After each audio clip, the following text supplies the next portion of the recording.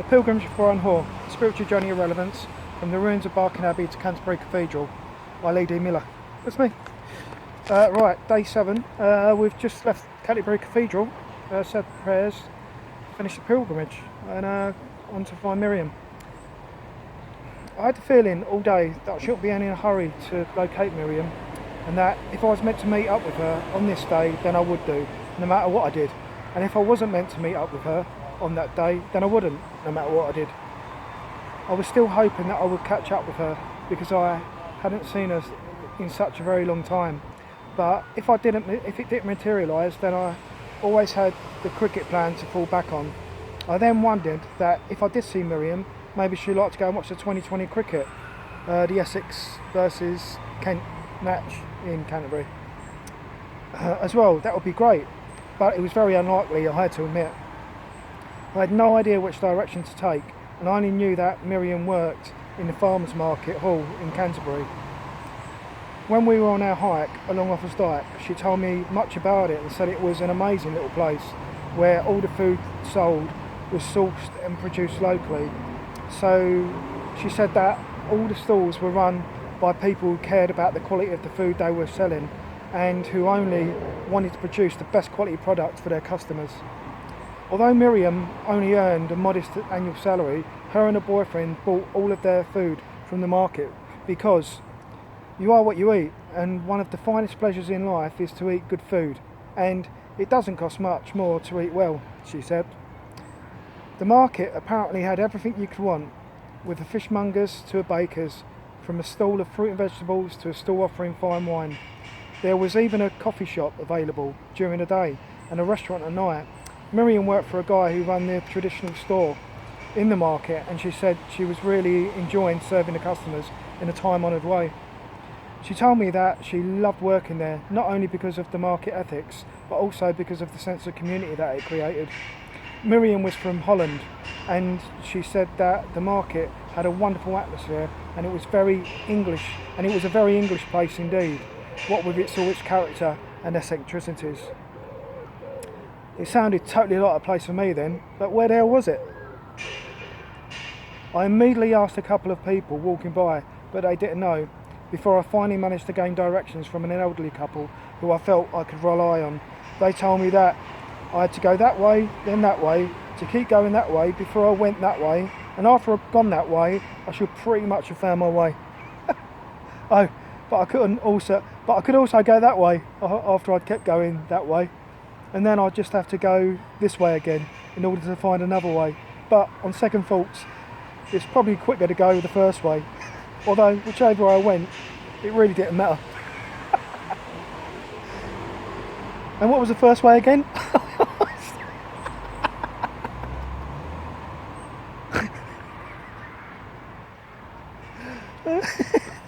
That's literally how they said it. It's literally how they said it. That way, then that way. You go. Right. And what was the first way again? I followed the directions along Nursery Lane, chucked a right along the high street, followed it up to the impressive city gate and crossed the road by a pedestrian crossing in order to continue on. Right by the traffic lights there was a delightful looking pub, and as I passed it I saw that the championship at Wimbledon were on the TV screen inside the bar. I noted and logged it and thought that whatever happened, at least my afternoon's entertainment was now sorted out. Andy Murray was in the semi-finals. I continued up the road and chucked another right that led me towards Canterbury railway station, and just beyond it was the hall that occupied the goods shed farmers market.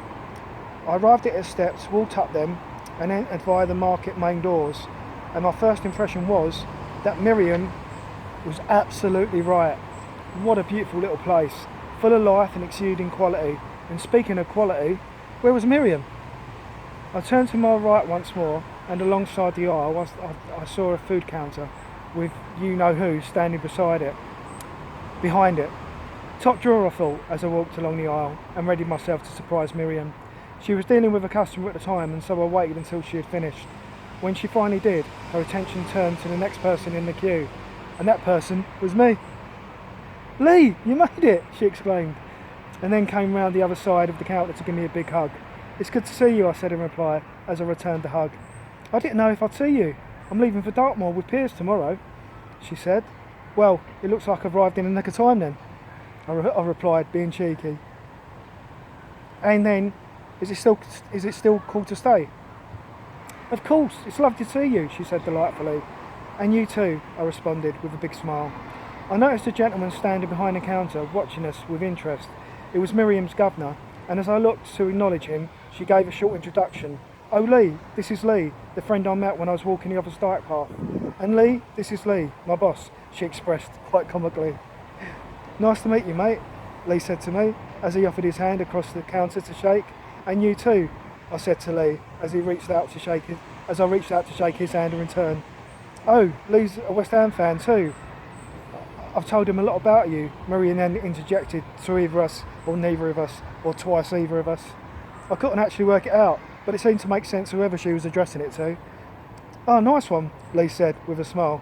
"Yeah, nice one," I replied with some style. "My son's West Ham too. He's here somewhere," Lee went on to say. And as we both looked around, a little kid came mooching into view. But this kid wasn't just any old kid though. This kid had something special about him, because this kid was wearing a West Ham United football shirt. Come on. You see now, I'm not making this up, but actually, and on this occasion, I really wish I was, because the next moment was once again a touch embarrassing. "All right, matey," I declared, and then, "Come on, your irons," with the full and mandatory excitement the moment completely required. But the kid just stared blankly back at me with an expression that was clearly saying, "Who the hell are you nutbag?" Etched upon his face. I couldn't believe it. What was up with kids these days? Why didn't they know that supporting the same football team was such an amazing thing? Were they ever going to grow up? "Oh, don't worry about him," Lee said to me. "He's just a bit shy." "That's all right," I said, and then I shook the little fella's hand and managed to get a smile out of him. "Lee's just walked all the way from Barking," Miriam then explained to her boss. "Barking," Lee said, with a tone that expressed familiarity and surprise. "Yeah, we're on a pilgrimage," I stated. "Why, do you know it?" I inquired, after picking up his tone. "Yeah, I do, and I don't think you get many people from Barking doing what you've just done." "Fair play to you though," he said, and nodded in further acknowledgement. Lee then had to serve a customer, and I continued to spend a few moments more speaking with Miriam. "You're lucky to have found me. I only started work at 2 o'clock. Have you just arrived in Canterbury?" Miriam asked. "No, I got to the cathedral about 11, and I just had a feeling that I didn't need to rush before I came to find you," I answered. "And what would you have done if I wasn't here?" she continued to ask. "Well, someone would have known where I could find you, wouldn't they?" I explained in a questioning kind of way. "What are you like?" Miriam then said, with a smile and a touch of exasperation. "And if they couldn't then, I was just going to go and watch the cricket. Essex are playing Kent tonight in the 2020. Do you fancy going?" I asked in hope. "No, I've still got some packing to do, and but I can cook you a nice meal tonight and we can catch up," she stated. I thought that was even better. That was an even better plan, and I was so grateful that I had a friend like Miriam. It had been over 9 months since we had parted company on the Quidlinium mountain range in North Wales, and the only contact we'd had since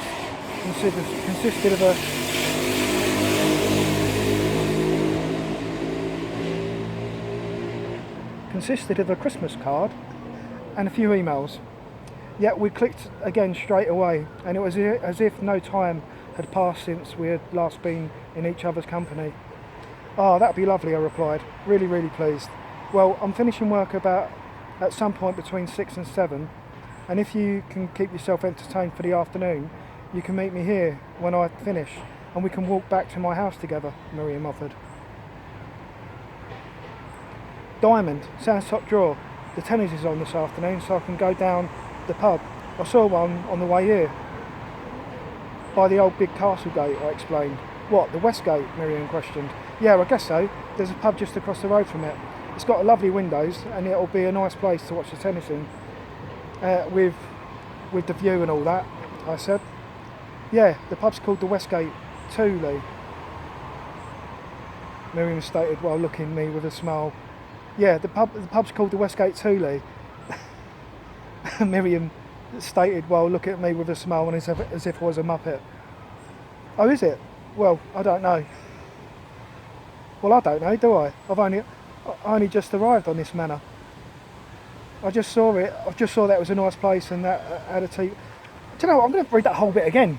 I really make that bit up.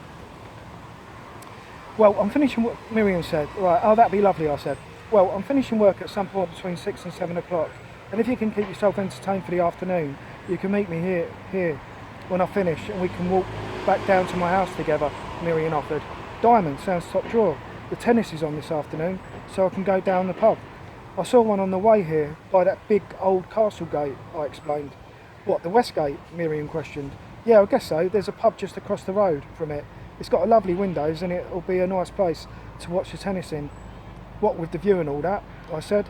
Yes, the pub's called the Westgate 2, Lee, Miriam stated, while looking at me with a smile and as if I was a muppet. Oh, is it? Well, I don't know, do I? I've only just arrived on this manor. I just saw that it was a nice place and had a TV with the tennis on, I said, while beginning to laugh. We then arranged that I'd go to the pub for the afternoon, and if she finished work before I finished watching the tennis, then she'd come and meet me in the pub, and if I finished watching the tennis before she finished work, then I'd come and meet her at the goods shed. And if we both happened to finish at the same time, then we'd be no doubt that we'd meet somewhere in between the pub.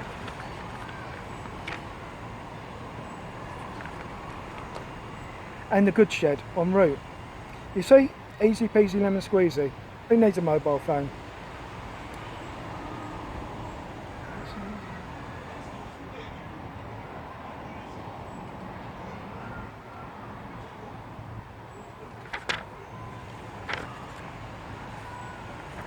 Right, I'm going to leave that bit there because it's quite noisy here. No, I'm going to carry on. But first, seeing as I wasn't going to be attending the cricket match after all, and so I wouldn't be able to hitch a lift back to Essex, I needed to go to the bus station in the centre of Canterbury. I did so, found out the times of the buses to London and bought my ticket. The bus was actually going to take me by the Blue Water Shopping Centre, how appropriate, whereby I'd have to catch another bus through the Dartford Tunnel to the Lakeside Shopping Centre, how doubly appropriate. From there I could be picked up by family and be taken back to Barking. All I had to do now was find a public payphone that took money in order to arrange.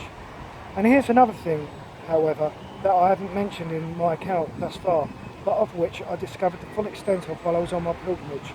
There was a time when there were copious amounts of usable British phone boxes saturating the English countryside. Every small village was served by one, and sometimes they appeared in even the most remotest of places. Perhaps not every single phone was in full working order throughout the totality of existence, but they were there, and if you had some change in your pocket, you could pretty much rely on them being usable if you needed to contact someone, but not anymore.